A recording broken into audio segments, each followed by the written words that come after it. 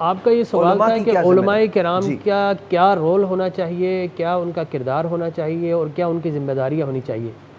میں یہ سمجھتا ہوں کہ جب فرسٹ ورلڈ وار کے بعد، سیکنڈ ورلڈ وار کے بعد جب کالونائزیشن ہوئی، مختلف کالونیز بنائی گئی برٹشرز کی اور کارپوریٹ سیکٹرز کی، تو اس کے بعد کوشش یہ کی گئی کہ دین کو اور گورنمنٹ کو علیحدہ علیحدہ کر دیا جائے. کسی بھی دین کو، کسی بھی ریلیجن کو، میں ان جنرل بات کر رہا ہوں.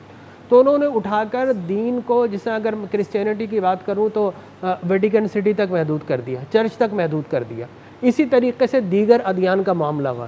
لیکن علماء کرام کا یہ طرہ امتیاز رہا کہ پچھلی 150 سالہ اس کشمکش کے اندر بھی انہوں نے اسلام کو شعوری طور پر نہ صرف مسجد سے باہر بلکہ ہر شخص کی زندگی کے اندر اسلام کو پہنچانے کی کوشش کی. آپ یقین کیجئے کہ ہمارے پاس وسائل نہ ہونے کے برابر ہے. ہمارے سارے وسائل دبئی، وایا دبئی، انگلینڈ اور امریکہ پہنچ گئے، وہاں پر محلات بن گئے. ایسے دور میں جب وسائل نہیں ہیں، اس کے باوجود ہم بہت سارے وہ مسائل جو آج یورپین اور مغرب کی سوسائٹیز جن کو فیس کر رہی ہے، آج ہم اس سے بچے ہوئے ہیں. چلے میں سائنسی طور پر کووڈ کی بات کر لیتا ہوں. آپ کووڈ سے آپ یہ دیکھیے کہ آپ کے 0.5 جو ہے وہ کیجولٹی ریٹ سے، موٹیلٹی ریٹ آپ کے پاس بالکل کم ہے. کیا وجہ ہے؟ کیا آپ اس کی کوئی لاجیکل توجہ پیش کر سکتے ہیں؟ کوئی سائنٹیفک ریزن پیش کر سکتے ہیں؟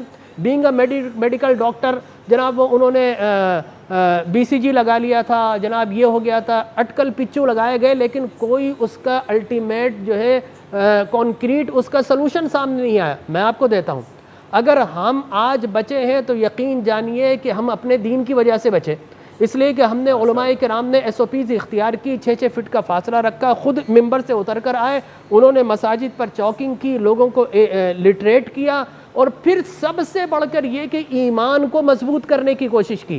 اس لیے کہ جب ایمان مضبوط ہوتا آپ کی امیونٹی انہینس ہو جاتی ہے، آپ کے اندر پاور آ جاتی ہے. اور پھر رات کو 10 بجے مساجد سے اذانیں دی گئی، اللہ کی رحمت کو پکارا. بینگ اے مسلم میرا ایمان ہے کہ اللہ تبارک و تعالیٰ بیماری کا بھی خالق ہے، شفا کا بھی خالق ہے، خیر اور شر کا خالق ہے. بیماری اس نے دی، لیکن آج اگر ہمارے ہاں کیجولٹی اور موٹیلٹی ریٹ اگر 0.5 سے بھی نیچے ہے تو اس کی کوئی نہ کوئی وجہ تو ہوگی. عقلی وجہ نہیں ہے، آپ کے پاس دنیاوی وجہ نہیں ہے، تو دینی وجہ کو مان لیجئے، ایمان کو مضبوط کر لیجئے. ایمان مضبوط ہوتے ہیں تو اللہ تبارک و تعالیٰ امیونٹی کو انہینس کرتا ہے، پاور آتی ہے اور اللہ بچا لیتا ہے. آپ نے خود ہی اپنی بات کا جواب دیا. ابھی آپ نے خود ہی بات کر، جب میں ابھی بات کر رہا تھا کہ روحانی معذوری نہیں ہونی چاہیے.